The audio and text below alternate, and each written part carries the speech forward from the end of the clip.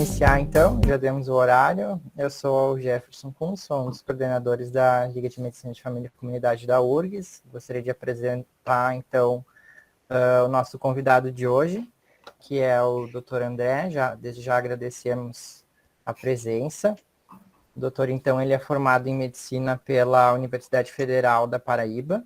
Ele é médico de família e comunidade com residência médica realizada no Hospital Nossa Senhora da Conceição, em Porto Alegre.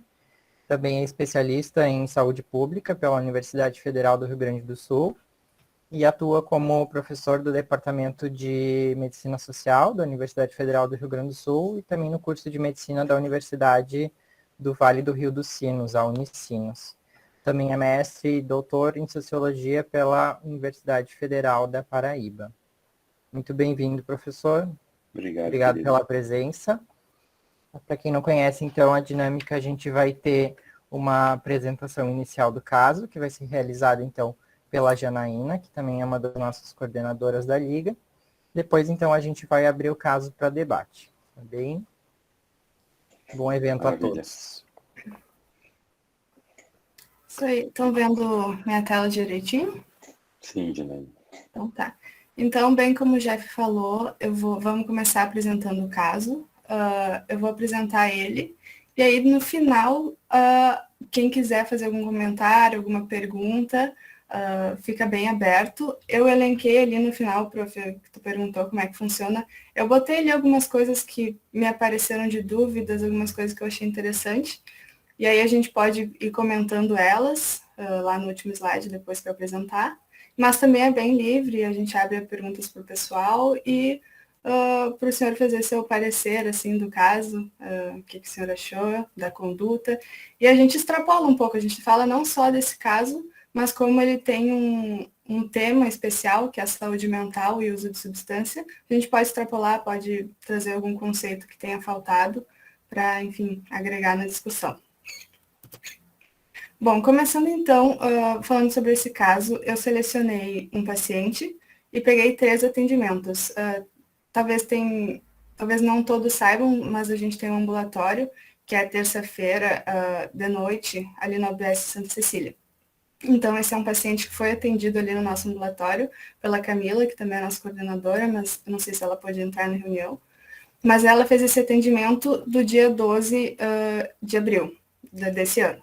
E aí eu fui lá no prontuário dele, peguei um atendimento anterior, de 7 de maio, lá de 2019, e peguei o retorno dele, que ele teve um retorno depois dessa consulta que ele teve no nosso ambulatório, que foi em 6 de maio. Então, eu selecionei esses 3 para a gente ter uma ideia mais ou menos de como, da história desse paciente de fato, e de como ele está evoluindo ao longo do tempo. Começando então com a identificação, as iniciais dele é ASB, ele tem 37 anos, ele é casado há 7 anos, mas ele não tem filhos, isso vai ser um ponto importante assim, da história dele, e também ele não tem um emprego fixo. Outras coisas importantes, assim, antes de eu entrar na história, é que ele é ex-tabagista, ele tem uma carga tabágica de 21 maços ano, dos 14 até os 28 anos, e ele também tem um histórico de uso de drogas. Ele vem, então, principalmente com uma queixa de sintomas depressivos e de ansiedade. Bom, começando, então, com aquele atendimento lá de maio de 2019, né? Então, 3 anos atrás. Subjetivo, ele veio, então, se questionando de estar desanimado e ansioso. Ele tinha um problema familiar bem específico, que é que a esposa dele queria ter filhos, mas ele não queria, e aí eles não conseguiam conversar direito sobre isso gerava muito conflito entre eles, muita discussão. Ele falou que ele se sentia irritado na presença de crianças, e era por isso que ele não queria ter filhos, que teve um sobrinho dele que veio passar um tempo na casa deles, e ele não gostou. Também dizia ali no prontuário, né, que eu não tenho tanto acesso ao que ele disse, foi mais ali pelo prontuário, que ele teve que voltar a morar com a mãe um tempo e que isso gerou mais ansiedade nele.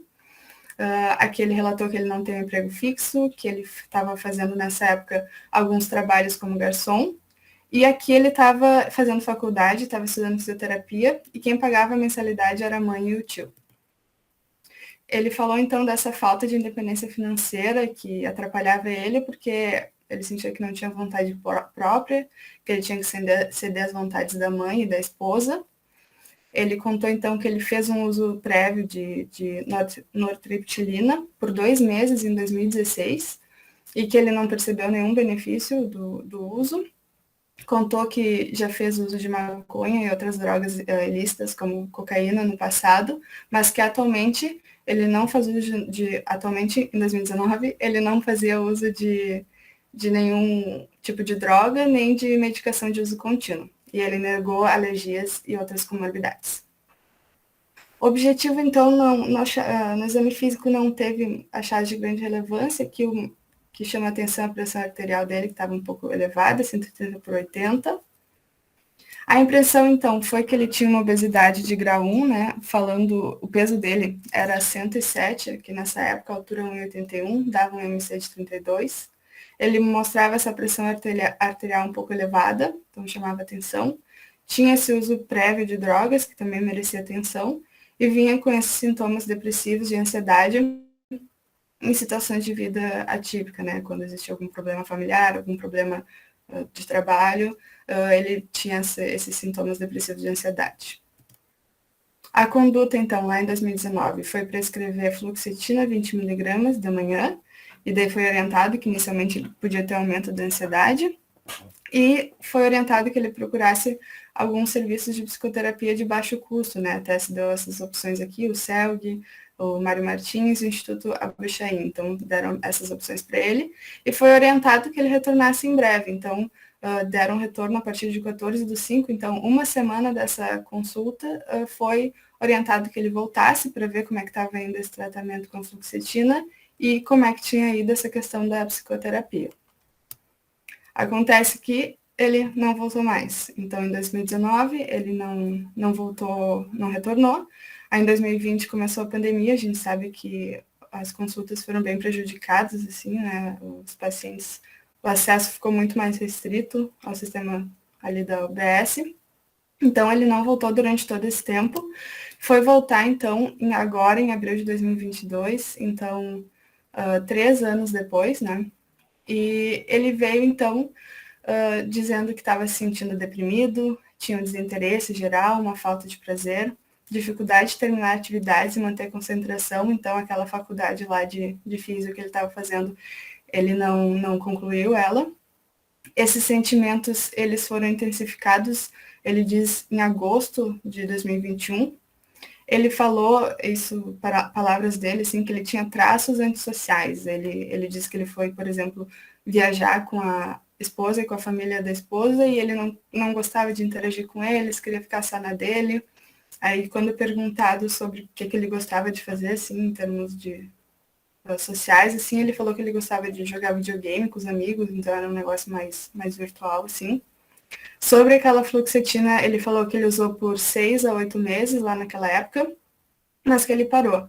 Ele disse que a vida melhorou, ele conseguiu um emprego, mas ele parou porque ele disse que ele não gostava de usar medicamentos, sentia uma certa aversão a isso. Então, apesar de ele ter relatado que se sentiu melhor, ele largou o tratamento, assim. Ele disse também que ele fez o acompanhamento psicológico por um tempo, mas que ele não se adaptou. E aí a esposa dele é psicóloga, mas ela não quis interferir, assim, não quis dar a opinião dela sobre a terapia.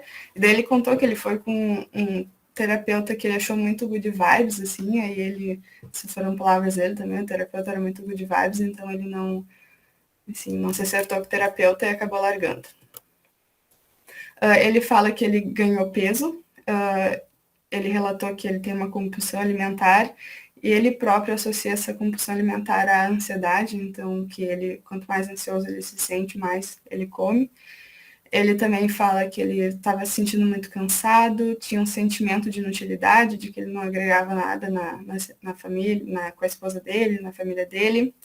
Mas quando questionado sobre suicídio, ele falou que ele não teria coragem de tirar a própria vida.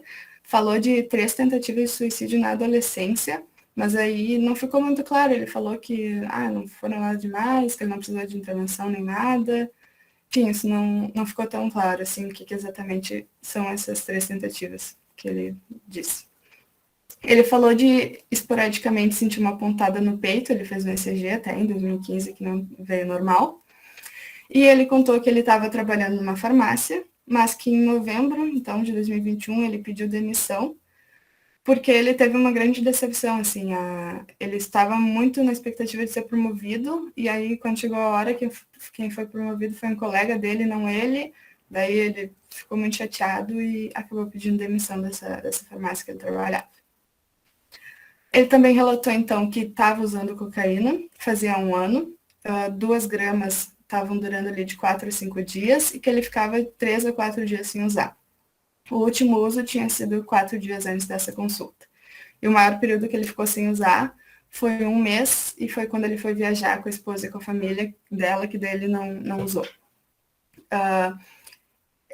A percepção dele sobre o uso da cocaína é que está ligada a essa questão emocional, então esse sentimento deprimido dele.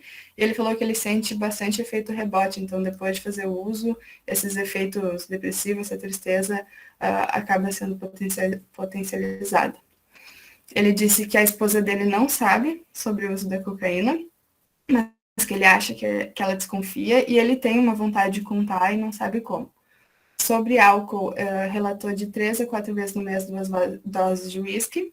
Ele negou atividade física, mas ele pareceu assim bem disposto a querer mudar esse estilo de vida dele, principalmente, né, quanto a essa atividade física, quanto ao uso de drogas, né.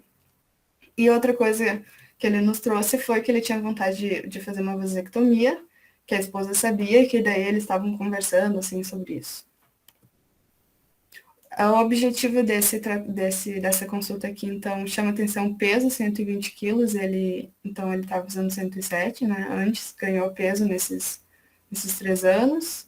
E também teve a questão da pressão arterial, né, que ela foi medida, mas a gente não colocou o valor aqui porque o manguito não era adequado para o tamanho do braço dele, né, então pode ter tido um erro de aferição.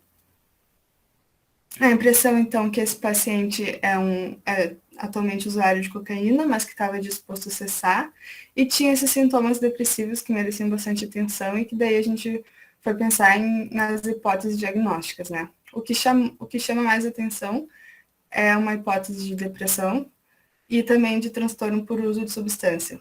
Aí aparecem algumas outras coisas.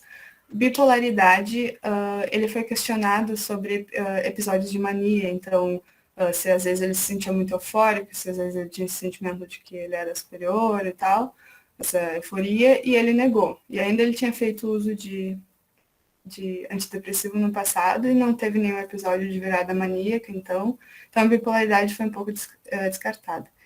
Esquizofrenia também, ele não tinha eventos de alucinação, então também foi mais descartado. E o hipotireoidismo, apesar de aparecer como um diagnóstico diferencial para a depressão, ele não tinha tantos sintomas clínicos, assim, apesar de ele ter aquele ganho de peso, ele não tinha constipação, por exemplo. Então, nem foi pedido um TSH para ele, mas dependendo, a gente pode pedir para excluir hipotireoidismo, né? Falando, então, sobre a depressão, que foi o diagnóstico que a gente chegou, usando o DSM-5, ele tem que ter pelo menos 5 desses itens, e um deles tem que ser pelo menos o humor deprimido ou a diminuição do prazer. E aí, no caso, ele tinha 6 desses itens, né? O humor deprimido, a diminuição do interesse, do prazer, o ganho de peso com aumento do apetite.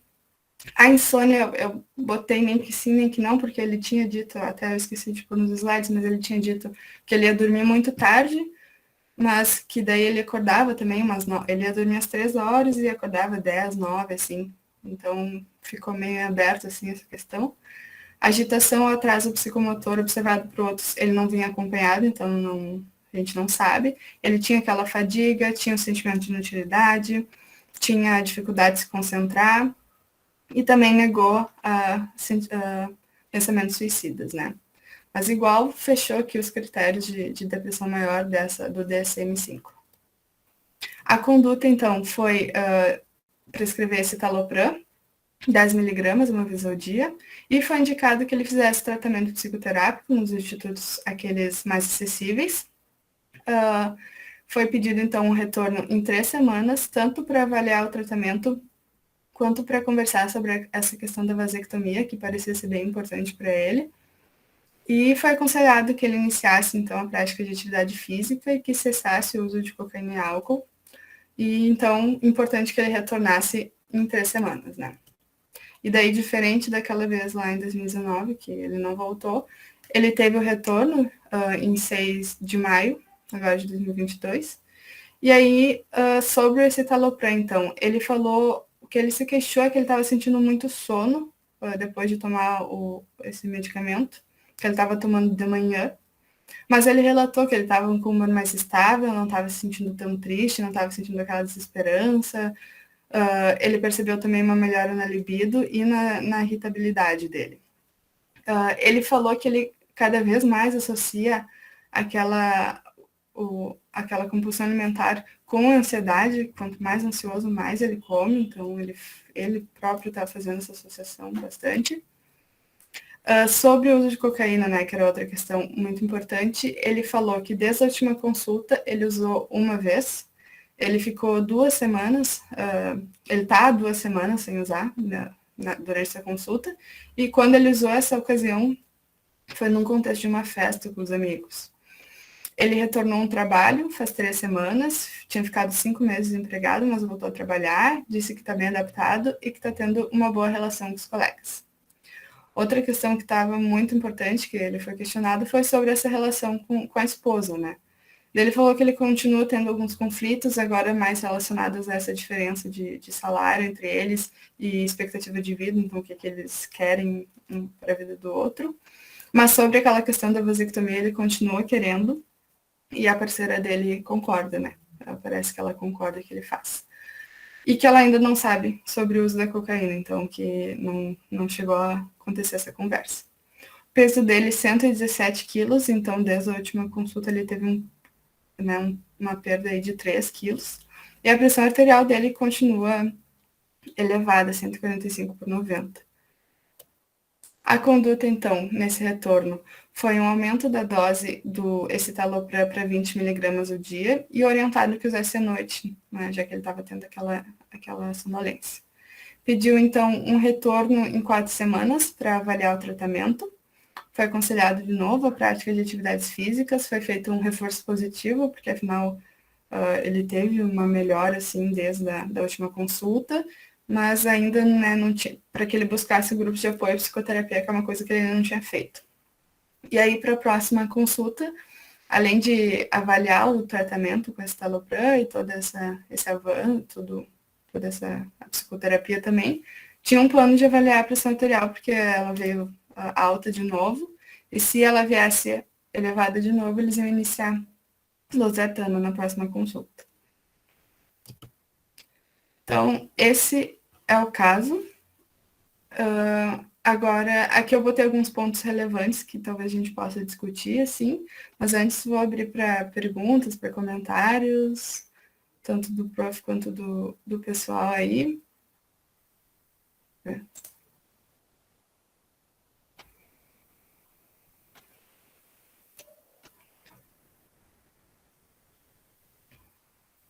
Só um comentário, assim, achei muito interessante o caso e para ver, assim, o quanto é uma coisa que a gente não pensa que a gente vai ter que tratar, assim, a gente até pensa, né, mas como tá próximo da gente, assim, ter que lidar com, enfim, abuso de substâncias, que parece algo já tão distante, né, achei muito, muito bom o caso. Sim. E também é verdade, também o uso associado a quadros psiquiátricos, assim. A gente escolheu esse caso aqui, mas também tinha outros que era uso de substância com esquizofrenia.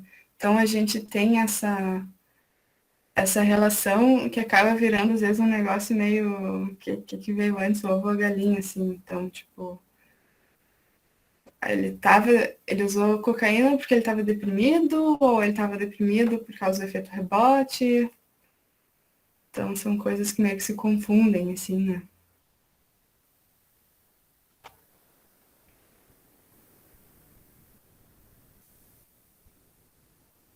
Eu tenho Vou uma esperar o dúvida. povo se manifestar, viu, Janaína? Uhum. Quando vocês recomendaram um acompanhamento psicoterapêutico, assim, normalmente os pacientes têm uma adesão, tipo, eles vão atrás? Como é que funciona isso? Eu acho que o prof vai saber responder melhor que eu essa pergunta, prof. Isabela, né? Se a pessoa manifesta isso, né, a tendência é ele ir atrás. Qual é a grande limitação que a gente tem, né? Principal. Mesmo os serviços de baixo custo ou comunitários têm um custo que a maioria das pessoas não consegue arcar, né? Ou não entendem que isso é importante o suficiente para poder despender recursos para conseguir pagar. Então, isso é uma coisa que a gente vivencia bastante, né? Então, mesmo que eu consiga, que eu tenho dinheiro, né, a interpretação é que é um gasto a mais na minha vida e eu não vou fazer isso, né? E a rede de saúde tem um acesso muito frágil, né, à psicoterapia, né? Então, os psicólogos e psicólogas, em geral, são muito mal remunerados, né, no serviço público, tem que atender uma quantidade de gente muito grande, não conseguem, né, fazer um acompanhamento né, como gostariam de fazer, então é uma coisa bem complicada, né? E aí um dos pontos que eu vou levar depois para colocar depois para debater é como é que a gente entra nesse abismo aí, sabe? Porque algumas pessoas sim vão e gostam e fazem o acompanhamento e principalmente aqueles que manifestam interesse em fazer, né? Então eles já tomaram a decisão. Outros colocam como limitação a questão do pagamento, mesmo nos serviços de baixo custo, e a rede é frágil, né, para isso. Então a gente tem uma dificuldade muito grande, né? E aí, enquanto serviço de APS, enquanto profissionais, né, da atenção primária, a gente pode fazer algumas coisas, né? E aí, um dos elementos que eu vou trazer para debater é exatamente isso, né? Como é que a gente pega, como é que a gente entra nesse abismo aí, enquanto a pessoa, né, tá lá no consultório e tá com a medicação e não tem a psicoterapia para fazer, e a gente sabe que a psicoterapia tem uma resposta, dá uma resposta significativa e de consolidação do tratamento, né, para depois que a gente precisar interromper a medicação, né? Então é um pouco isso daí que a gente vai debater depois, que eu vou trazer, né, um dos pontos, né?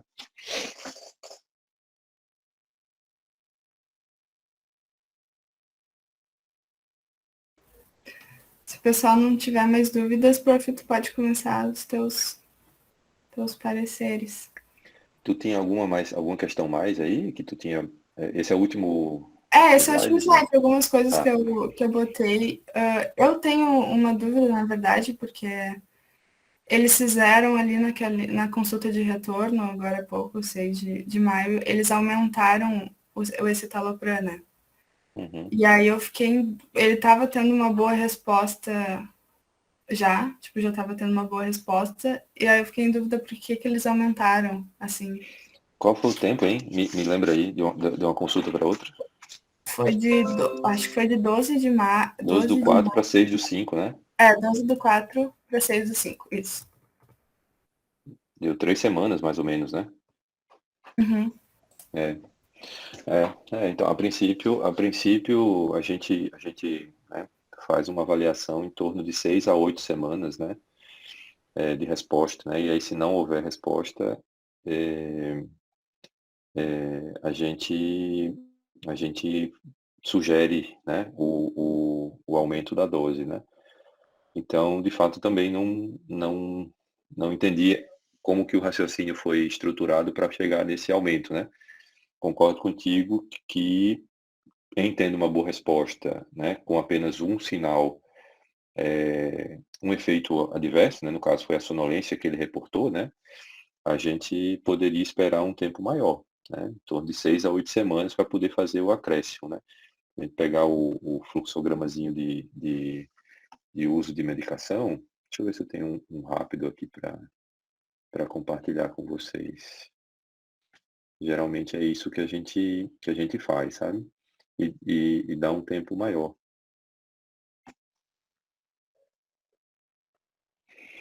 Pois é, eu estranhei, assim, ali no prontuário que eu fui olhar, eles não justificaram o porquê de aumentar.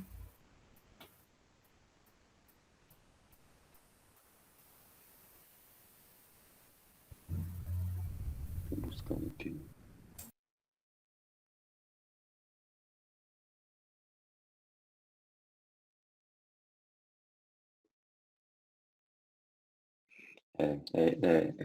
Não achei, mas é isso mesmo. Tem uma apresentação aqui. É isso mesmo. A gente mantém, em geral, né? Assim, pega os fluxogramas de terapêutica, né? Farmacológica, é isso. A gente mantém 6 semanas. Se tiver dose, tiver boa resposta, a gente deixa essa dose até 12 semanas, né? E reavalia, né? Então, se em 12 semanas, né, tiver uma boa resposta, né, então são 3 meses aí de tratamento, aí a gente analisa para se vai manter, né, por até 9 meses ou até um ano, que é em geral o tempo que a gente mantém para os casos iniciais, né, de terapia de problemas leves a moderados, né, que no caso é a situação dessa pessoa aí, né, do Antônio, eu vou chamar ele de Antônio, certo? Que eu prefiro chamar ele de algum nome do que é o caso do Antônio, né? Tá bom. Mas, então, eu queria conversar algumas coisas com vocês, né? Primeiro, algumas questões, né? Eu fico muito contente, assim, quando a gente se debruça sobre o cuidado em saúde mental, né? E uma preocupação que extrapola o diagnóstico nosológico, né, ou a doença mental, né, porque acho que a gente não vou conseguir discutir tudo aqui, mas existe uma grande diferença entre quando a gente fala saúde mental e quando a gente fala doença mental. Existe, é bem distinto, né, mas não vou aprofundar tanto a partir dessa questão, mas queria pegar um pouco a história do caso, né? Acho um caso muito bom, assim, gostei muito mais das consultas, muito mais das consultas, né? Dessas finais agora, eu acho que elas conseguiram focar melhor no problema. Quando a gente pega a primeira consulta lá de 2019, né? Você vê que ele chega na consulta manifestando já a questão da ansiedade, né? Mas aí pode ter sido apenas uma percepção, do registro, né? Uma forma do registro, mas para mim, quando eu vejo um registro assim, eu tendo a pensar no que foi valorizado, né? Então, ele chega na consulta, né, num subjetivo falando dos sintomas ansiosos, mas quando a gente vai para a impressão, o primeiro item da impressão é a pressão arterial elevada, né? Então, o quanto que a gente está, né, valorizando. Então, como eu disse, pode ser apenas uma questão do registro, como é que o registro foi feito, né? Mas a gente precisa ficar atento a isso, né? Porque quem define o que vai ser a questão, né, da consulta é a pessoa, né? Então isso me chamou a atenção, né? Lá na consulta de 2019, a captação de informações sobre o estado emocional dele, e quando passa para as impressões, né, o que aparece primeiro é a questão da pressão, do peso, né, e não a questão ansiosa, né. Então, eu prefiro colocar no registro um elemento que é o que começa a consulta, que é a demanda principal, né, e depois ir colocando as outras questões que aparecem ao longo da consulta, né, porque isso indica o que eu estou valorizando, especialmente, né, porque um dos elementos que a gente utiliza quando faz a abordagem centrada na pessoa, né, ou utiliza o método clínico centrado na pessoa, é construir com a pessoa as prioridades do que a gente vai seguir daí, né. Então, se eu entendo que é, é, é a prioridade escolhida abordar a ansiedade, então a ansiedade ela é o primeiro ponto, né, da minha impressão. Se eu entendo que depois aparecem os outros problemas, né, então eu listo com a pessoa esses outros pontos. Então, a primeira coisa que eu queria comentar é exatamente como que a gente olha para as coisas, né, o quanto que a gente está valorizando e o quanto que as consultas mobilizam uma demanda que é da pessoa e uma demanda que é nossa, né? Então, pode ser que ele não tenha feito a demanda da questão da pressão, né? Parece que ele trouxe a questão da demanda do peso numa consulta posterior, né? E não na primeira consulta. Então, muitas vezes a gente acaba sendo né, muito intensivo, né? E isso pode gerar um comprometimento na nossa relação terapêutica, né? Então essa foi a primeira coisa, né, que me chamou a atenção, né? O Jefferson falou aí, né, dos sintomas ansiosos, né, do aumento da dose, né? Enfim, pode ser. Eu acho que a gente não consegue, só pelo registro prontuário, né?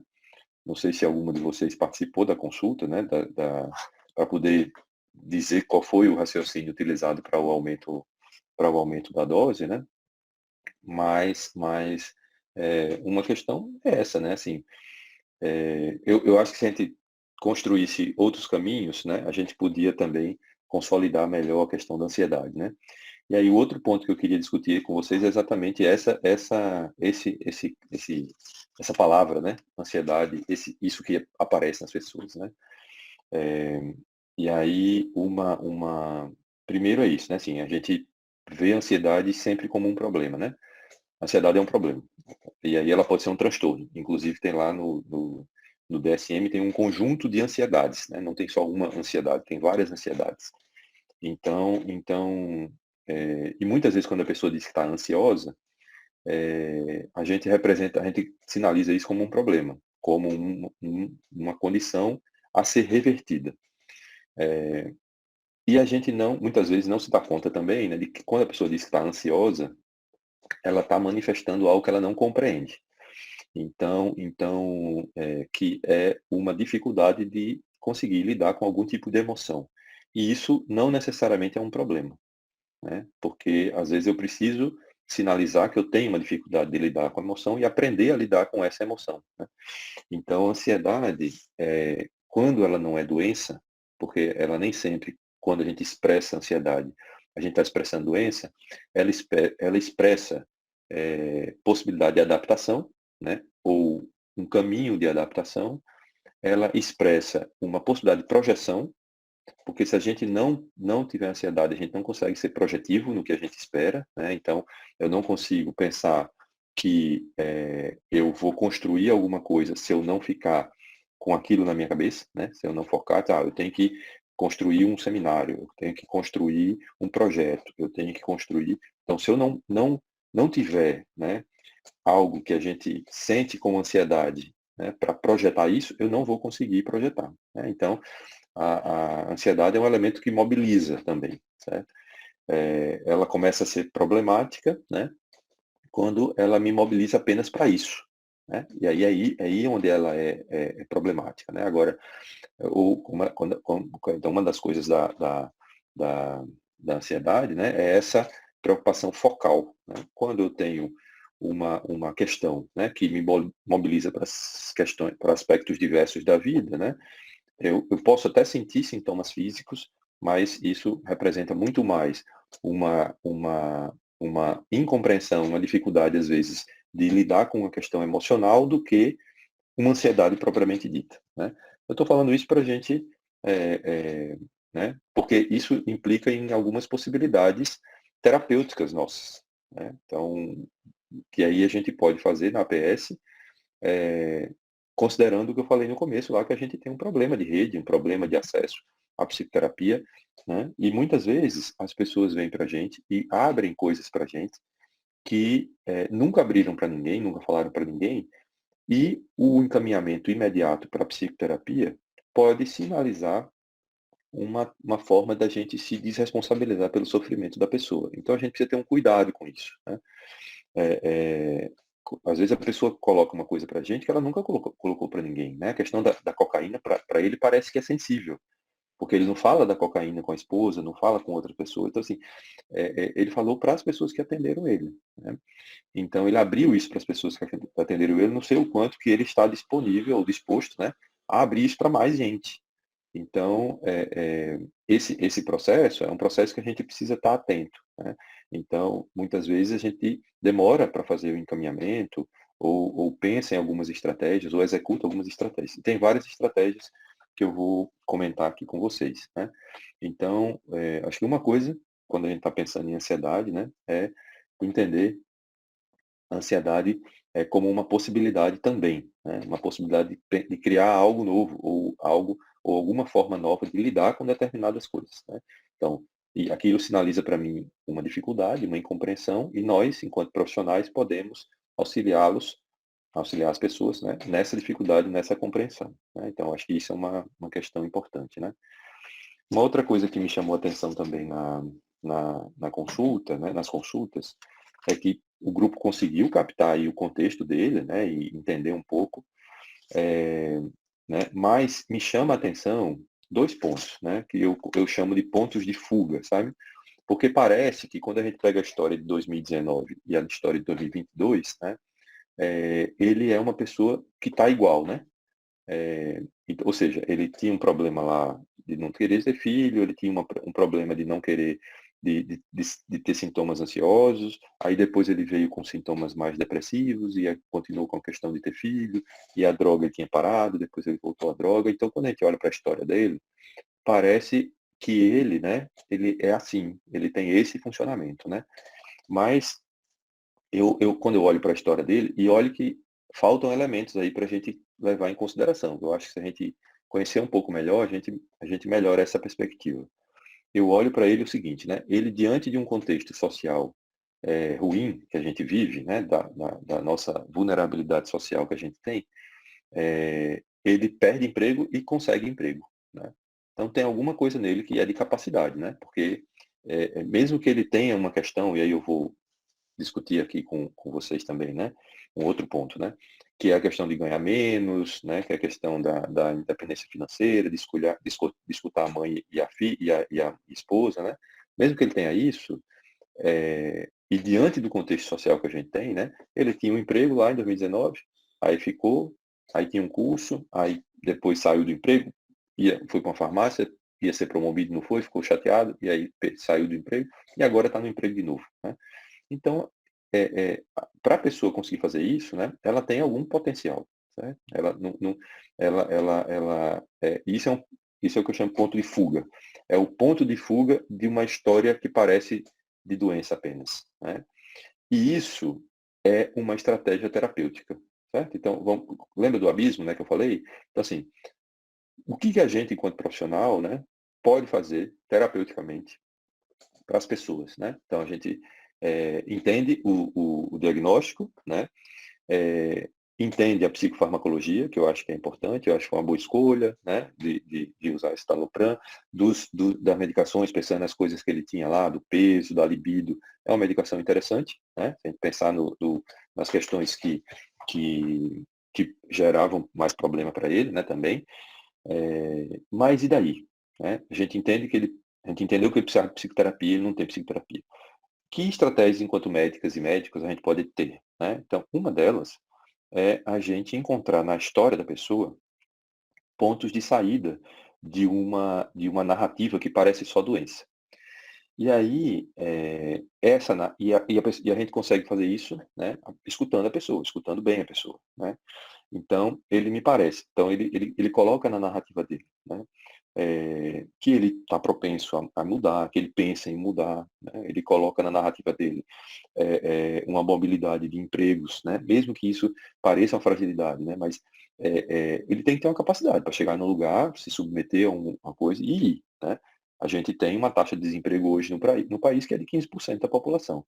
Então, não é fácil se manter no emprego e menos ainda conseguir um emprego, né? Com 37 anos, né? 37, né? 37 anos, nem muito menos ainda, né?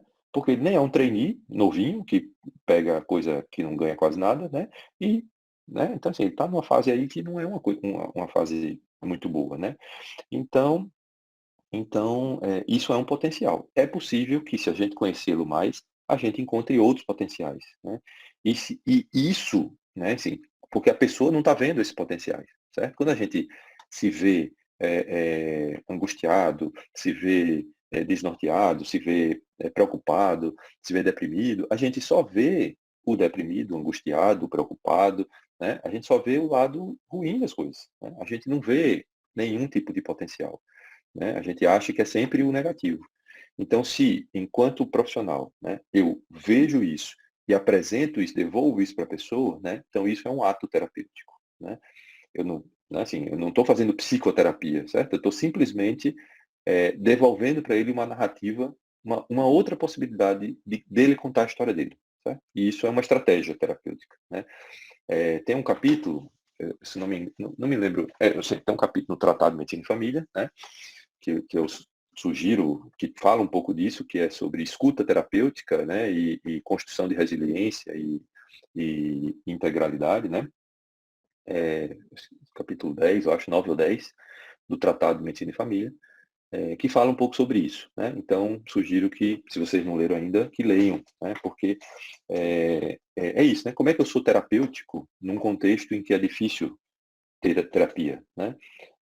Para além de pensar em encaminhar, né? Então, eu acho que isso é uma questão importante, né? Então, eu queria dar uma pausa aí, porque tem outros pontos que eu vou colocar depois, né?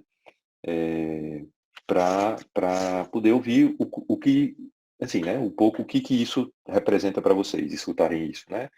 Se já, né, assim, se faz sentido, se tem alguma dúvida, se né, acham uma viagem do que eu estou falando, certo? Assim, queria ouvir um pouco vocês antes de colocar alguns outros pontos, né, aí sobre isso, certo? Eu até anotei aqui essa frase de pontos de saída em uma narrativa que parece só doença. Porque eu achei, faz muito sentido e eu realmente nunca tinha pensado sobre isso e não me lembro de alguém chegar pra gente, talvez até falar algo nesse sentido, mas não de uma forma tão clara, assim. Porque até a gente, conversando sobre o caso, quando a gente viu essa questão da troca de emprego, a gente viu como uma coisa ruim. Tipo, ele não consegue parar no emprego, ele ficou chateado que ele perdeu logo. A gente não... nossos próprios preconceitos têm que ser revistos para a gente conseguir fazer isso, sabe? De achar o ponto positivo. Então, achei muito, muito interessante essa percepção, assim, isso. Muito legal. Tá. Massa. E o grupo tá envergonhado aí, né? Você assumiu essa posição de aparecer sozinha, Janaína, então... Estão congelados, eu acho aí. Então... Fiquem à vontade aí para expor, contrapor, né? Então, é isso, eu nunca tive com vocês, né? Então, eu fico... e aí, como eu falei, me empolgo, eu falo muito e tenho um problema sério com isso, né? Uma outra coisa que me chamou a atenção, né, que também pode entrar aí no futuro, tem aí um ponto aí que a Janaína colocou, que é a continuidade do atendimento, né? Eu penso na continuidade do atendimento, isso, né? Assim, quem vai explorar com ele, né? Então, vamos pensar que ele não vai conseguir a psicoterapia e que ele vai ficar fazendo consulta com uma certa periodicidade conosco mesmo, né? Então, como é que a gente faz, né? Assim, e aí, né? Então, isso é uma estratégia. Que outras estratégias a gente pode utilizar, né? Aí, assim, né, pensando, tem a classificação diagnóstica, né, DSM, CID, CIAP, isso é uma forma de fazer o diagnóstico, certo? Então, quando a gente pensa em saúde mental, ou no caso, doença mental, né, como disse que era separado, a perspectiva descritiva, que é essa, né, que é bem direitinho lá que a Janine apresentou, né, eu tenho lá determinados elementos, e a pessoa apresenta aquilo e eu descrevo, né? Mas existem outras perspectivas diagnósticas dentro da avaliação das doenças mentais, né? A perspectiva descritiva é uma delas. Ela ajuda muito para várias coisas, né? Para questões administrativas, para pesquisas, né? Para uma comunicação interprofissional, então ela ajuda bastante para isso. Mas para uma compreensão integral e para perspectivas outras de cuidados, né? Ela não é suficiente. Então a gente precisa ter outras perspectivas, né? Uma perspectiva que a gente pode ter é uma perspectiva neurocognitiva, né? Isso me dá outros diagnósticos. A perspectiva neurocognitiva, ela vai procurar compreender as emoções, né? Então, os pensamentos que são linkados a essas emoções e os sentimentos que são gerados a partir disso e, consequentemente, o comportamento, né? Então é isso, né? Vamos pegar, né? Então, a gente pode olhar a questão de não parar no emprego, que é isso, ele tem uma capacidade, né? Mas tem alguma coisa também que pode fazer, que pode ser algum tipo de crença, né? Ou de pensamento sobre si que ele carregue, né? E ele tem um pensamento importante que é problemático para ele, certo? Que é um pensamento de uma masculinidade problemática. Tá? Ele tem, né? Então, desde a primeira consulta lá, ele é preocupado com o fato de escutar a esposa e a mãe, né? E nessa última consulta, ele continua preocupado com o fato de que ele tem uma assimetria salarial com a esposa, né? Que a esposa ganha melhor que ele. Então, ele tem um problema com isso, né? Ele tem um problema, que é uma interpretação do que é a masculinidade, né? Nesse aspecto, de provedor, de independência, né? Então, isso é um problema. Não é um problema só dele, é um problema de muitos homens, né? Já tratei muitos pacientes, homens, né, que um dos problemas era exatamente esse, né? Então, eu não consigo conceber, enquanto homem, né, e isso não é não está numa perspectiva descritiva, né? Não está num diagnóstico descritivo, né? Isso está num conhecimento da pessoa, né? Então isso está em outra perspectiva que a gente chamaria de perspectiva psicodinâmica, né? Então eu tenho uma perspectiva descritiva, diagnóstica, eu tenho uma perspectiva neurocognitiva que envolve os pensamentos, né? E aí os pensamentos podem ser, ele pensa, né? Eu sou antissocial, né? Ele colocou isso, né? Assim, eu sou antissocial. Então, assim, o que está por trás do pensamento de ser antissocial, né? O pensamento de ser antissocial pode ser o pensamento de que eu sou inadequado, de que eu não sirvo para as coisas, de que eu não sou interessante, de que, né? Então, pode ter um pensamento negativo ou autodepreciativo, né? Se eu tenho um pensamento autodepreciativo, né?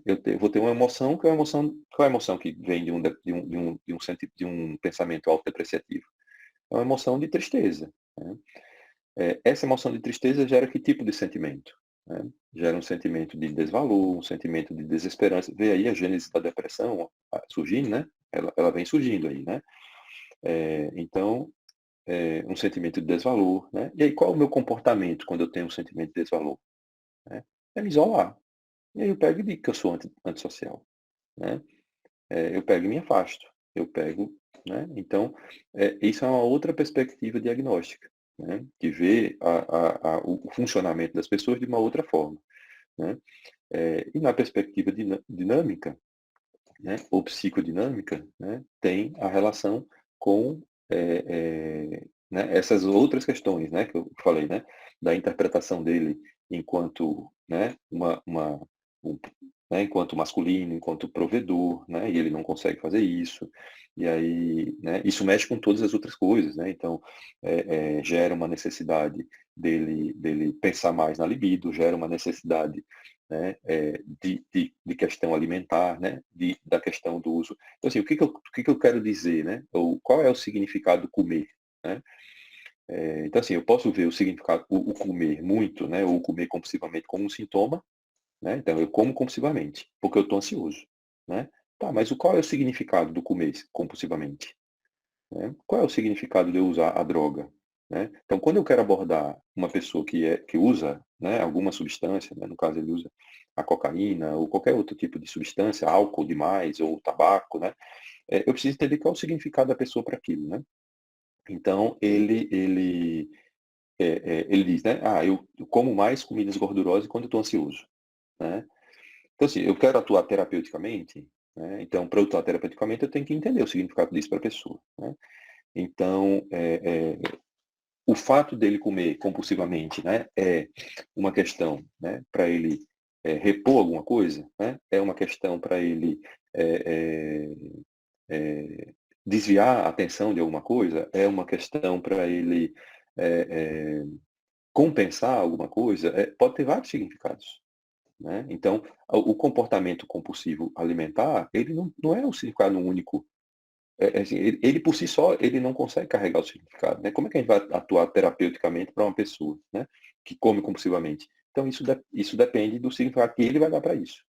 Então, um trabalho, né, no cuidado às pessoas com sofrimento psíquico, né, com problemas de saúde mental, e para a gente atuar terapeuticamente, né, é compreender as nuances, né, compreender os mínimos significados daquele sintoma que a gente está vendo, ou daquele problema que a gente está vendo, né? Então, eu até anotei aqui, né, o que né, ele voltou a usar cocaína, né? Então, assim, o que que isso representa, sabe?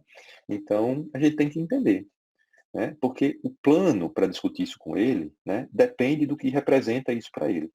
Então, porque a gente só consegue abordar a questão da dependência, a questão do uso abusivo, né, de substância, se a gente entende qual é o plano ou qual é o significado, se entende o que desse significado representa algo que é positivo, porque as pessoas entendem que tem coisas positivas, né?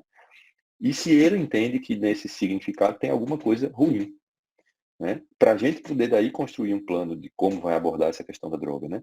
Então, muitas vezes a pessoa passa um tempo sem entender que aquilo gera ou traz qualquer coisa que seja nociva. E é por isso que a gente tem tantas pessoas que usam diversas substâncias, né? Inclusive o álcool. A gente vive liberadamente, né? Usando o álcool abusivamente sem entender que isso é um problema, né?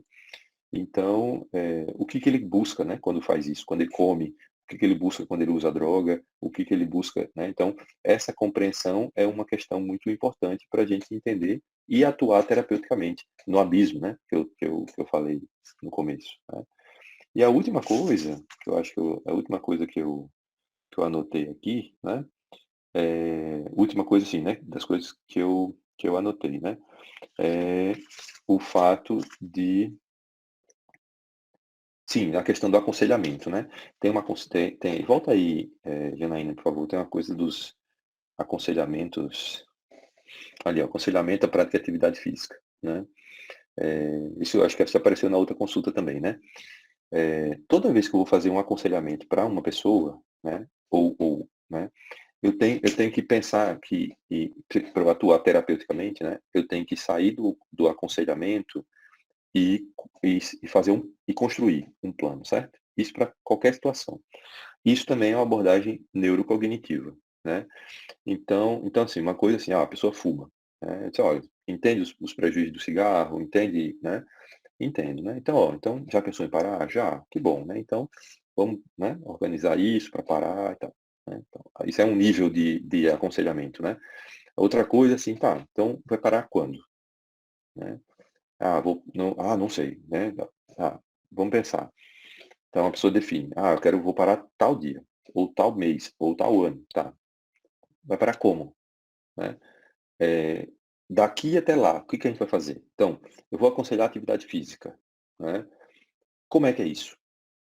Quando é que vai começar a atividade física, né? Quando é que vai, aonde é? Que tipo de atividade física que vai fazer, né?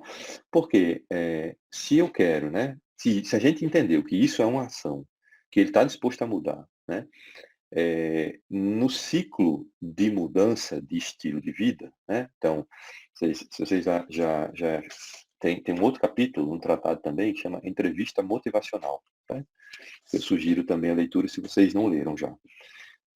Né, então, para a gente mudar, sair, né, de uma atitude para outra atitude, eu preciso ter alguns pensamentos e alguns comportamentos diferentes. Então, para eu dar esse salto, eu preciso entender que aquilo representa um problema para mim. Enquanto eu não entendo, não adianta nem orientar a pessoa, a gente está perdendo tempo. Quando ela passa a entender, né, aí eu começo a pensar em possibilidades, né, e caminhos, até chegar ao ponto de descrever esse caminho. E isso é um processo terapêutico. Então, vamos descrever o caminho para fazer atividade física. Vamos descrever o caminho para né, diminuir a droga, ou parar a droga, ou diminuir o álcool, ou parar de fumar, ou coisas desse tipo, né? Ou mudar a alimentação. Não, eu tenho que mudar a minha alimentação. Tá, ok, né? Entendemos que isso é uma questão? É um plano isso? Então tá. Como que a gente vai mudar a alimentação? Quando que eu vou começar a mudar a alimentação, né? E isso está no meu registro, certo? Eu preciso deixar isso lá, né? Por quê? Porque quando ele volta daqui um mês, daqui uma semana, né? Aí eu vou dizer, olha, e aí, a gente combinou, né, que ia começar tal atividade física em tal local, com tanta periodicidade, com tantos minutos, com tantas coisas, né? Ok. Como é que foi, conseguiu? Eu consegui fazer o triplo disso. Sensacional. Pronto, né? Então, não consegui fazer nada, né? Não consegui. Então o que que foi? A gente metou errado, né? Metou no sentido de criou a meta errado, né? Foi muito? né? A gente foi muito afoito, né? Não tinha possibilidade de fazer aquilo. Então, sempre que a gente vai construir um plano, né, que é de mudança, esse plano precisa ser objetivo, ele precisa ter metas bem definidas e factíveis, né? Precisa ter uma periodicidade de verificação, certo? Então, fazer atividade física, ajustar a alimentação, reduzir o uso abusivo de alguma substância, certo? Tudo isso que a gente vai fazer precisa sair de uma perspectiva de aconselhamento amplo, né? E entrar numa lógica objetiva de ação, né? Então, isso é uma abordagem neurocognitiva terapêutica neurocognitiva, né? Então, e isso a gente consegue fazer no consultório, né? Então, assim, acho que tem várias coisas, várias ferramentas que a gente pode fazer, né, no consultório para poder, né, dar conta de cuidar das pessoas, especialmente daquelas pessoas que têm problemas que a gente avalia como leve ou moderados, né? Que são os problemas que a gente precisa acompanhar na atenção primária, né? A gente pode acompanhar também pessoas com problemas graves e que eventualmente é interessante que a gente compartilhe o cuidado, né, das pessoas com problemas graves com outros níveis de atenção, né? Mas a responsabilidade de cuidar das pessoas com problemas leves a moderados é da APS, né? E se a gente não tem uma rede para também cuidar junto dessas pessoas com problemas leves a moderados, quem vai cuidar é a gente, porque não vai ter outro lugar, né? Não sei se tem alguém já que já está atendendo aí mais, né, de períodos de semestres, né? É muito fácil a gente ver pessoas que, né, isso, perderam o acompanhamento, usam medicações há 20 anos, 10 anos, que não sabem nem mais por que usa medicação, né? Os sintomas continuam parecidos, né? Então, por quê, né? Porque a gente não conseguiu construir isso. Então, é só essas coisas que eu pontuei aqui que me chamaram a atenção, né, no caso, sabe? Então, deixa eu ver se tem alguma coisa mais, né?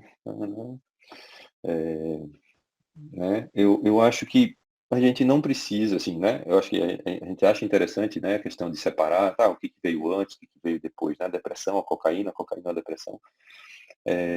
Eu acho que a gente não precisa, assim, para fazer a abordagem, sabe? Eu acho que a gente não precisa se preocupar com essa separação, né?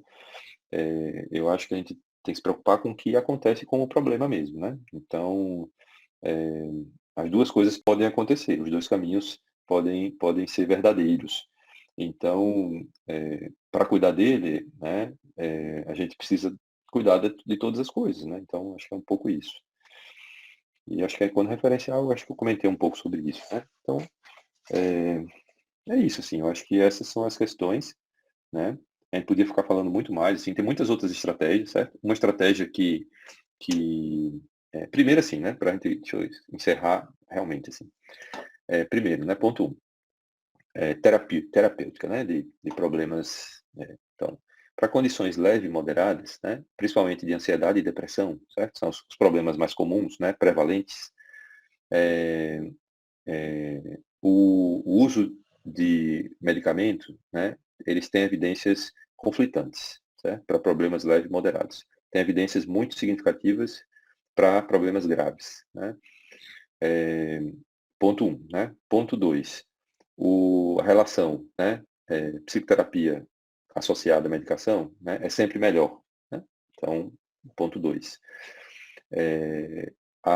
Ponto 3, a associação psicoterapia à medicação, né, garante uma consolidação maior, né, do efeito do que a medicação isoladamente, mesmo por um tempo adequado, de 1 ano a 2 anos, dependendo do problema, né? Ponto 4, né? Existem muitas estratégias que a gente pode fazer ainda. Com estudos muito significativos, vou falar só uma estratégia, né, para encerrar mesmo, para tratamento, né, e consolidação do efeito terapêutico, né, para depressão e ansiedade, duas na verdade, certo? Vou falar duas, né, com evidências bem robustas, né? A gente tem a prática de atividade física, de exercício físico regular, né, de intensidade moderada, certo? Então, isso é uma questão importante, não só para benefício de risco cardiovascular, né? Então, para tratamento de depressão e ansiedade, e para outras coisas, mas para isso. E a outra coisa, né, é uma prática de meditação, né, que está popularizada com o nome de mindfulness, né? Então, também, né, com evidências robustas para tratamento de não só de depressão e ansiedade, aí de muitas outras coisas, né, para isso. Então, quero melhorar a minha capacidade de resolver coisas de sofrimento psíquico e problema de saúde mental na APS, né? Então, eu posso agregar, né, muito as minhas possibilidades de oferta de cuidado, certo? Usando essas estratégias, tá? Então, se não fazem meditação, podem fazer, porque vai ajudar na vida toda. Pronto, era isso, certo? Parei, agora terminei o que eu tinha anotado. Então, falem aí o que é que acharam, se tem alguma dúvida a mais, né? Janaína, já vi que tem alguns saíram, outros não, né? Mas eu queria realmente ouvir um pouco mais de vocês, né? Sobre isso, se era isso mesmo, não sei se era isso mesmo também. Então, fique bem à vontade, certo? Eu sou bem tranquilo quanto a avaliações. Prof, eu achei ótimo, assim, acho que tocou em pontos muito, muito importantes. São coisas que a gente às vezes demora, assim, eu, por exemplo, estou ainda no 5º semestre, ainda não tenho, assim, tanta experiência com atendimento e com, enfim, mas é muito importante começar a pensar nisso, assim, e perceber, porque parece que a senhora falando são coisas muito óbvias, mas na realidade é muito difícil, assim, e a gente sabe que falta muito na assistência, né? Então, muito importante mesmo. Eu gostei bastante. É verdade, ontem mesmo, prof, ali no nosso ambulatório, a gente pode atender a partir do 5º semestre. E aí, ontem mesmo eu fui fazer, assim, foi o primeiro atendimento que eu fiz. E aí, no final, eu tive, assim, a gente conversando com o prof, depois eu fui conversar com o paciente. Eu fui fazer isso, indicação de exercício físico, né? Aí eu falei, é importante que o senhor faça exercício, uma caminhada. Mas, não, enfim, falei um pouquinho mais. Mas aí agora, com o que o senhor falou, eu pensei se eu tivesse puxado um papel e escrito para ele, ter feito assim, nem inventar ali um negócio assim, né? Tipo, caminhar tal hora, que hora o senhor tá livre, vamos fazer. Eu acho que seria, pouco tempo mais eu ia levar falando e ia ser muito mais eficiente. E são coisas que a gente não se dá conta, assim. Então, muito interessante mesmo.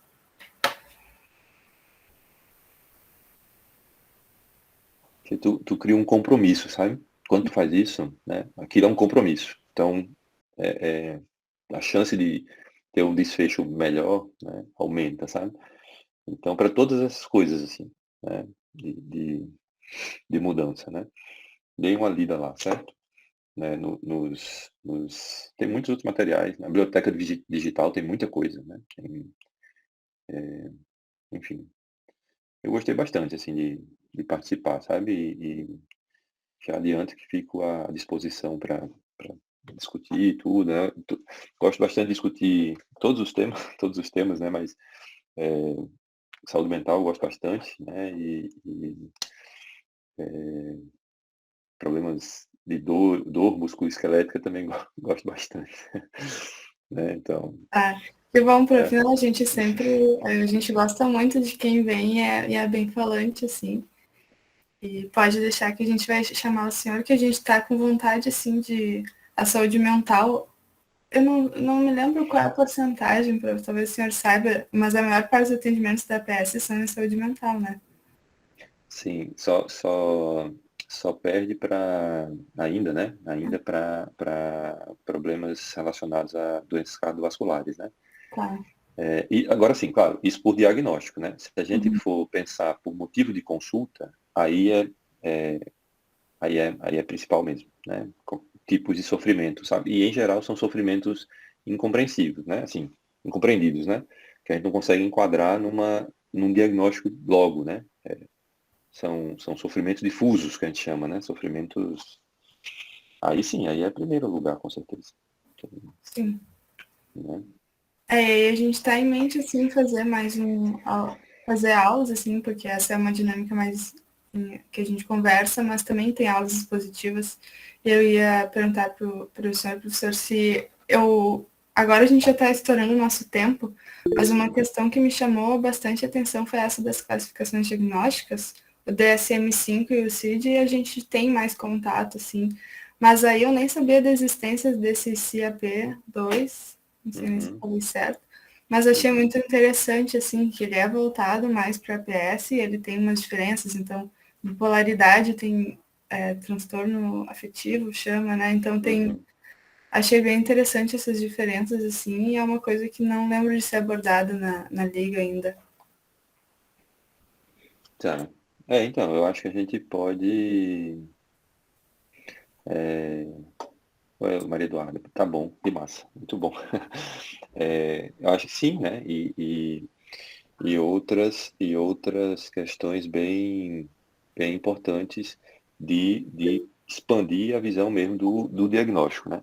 Então, quanto que a gente consegue fazer. O CIAP, eu acho que ele está carente de uma atualização, sabe? Ele já tem um tempo já, né? E eu acho que está carente de uma atualização. O CID está atualizando, né? Também está em fase de atualização para o CID 11, né? Já, algumas partes já foram revistas, né? E o CIAP eu acho que tem coisas que ainda precisam ajustar, porque cresceu muito, né? As possibilidades. Mas ele dá um aspecto mais geral, assim, né? Mais amplo de sintoma, né? Um pouco diferente, né? Mas sim, vocês fiquem à vontade, certo? O que precisarem aí, pode falar para um PR ou podem entrar em contato direto comigo e a gente vai combinando, certo? Certo, prof, muito, muito obrigada, com certeza. Eu acho que o senhor entrou ali na nossa lista, assim, de profs que a gente vai chamar, então pode esperar. Foi Mas muito fico bom. feliz. Então é isso. Tá. Obrigada mesmo, prof, por dedicar esse tempo a gente, assim. Foi muito, muito produtivo, assim, coisas bem diferentes mesmo do que... coisas que eu nunca tinha ouvido. E, então, muito obrigada. E obrigada, pessoal, pela presença. E é isso, Eu até a próxima. agradeço. Um abraço, queridos, tá? Boa Valeu. noite. Tchau, tchau. Valeu. Tchau, até a Boa próxima. noite, tchau, tchau.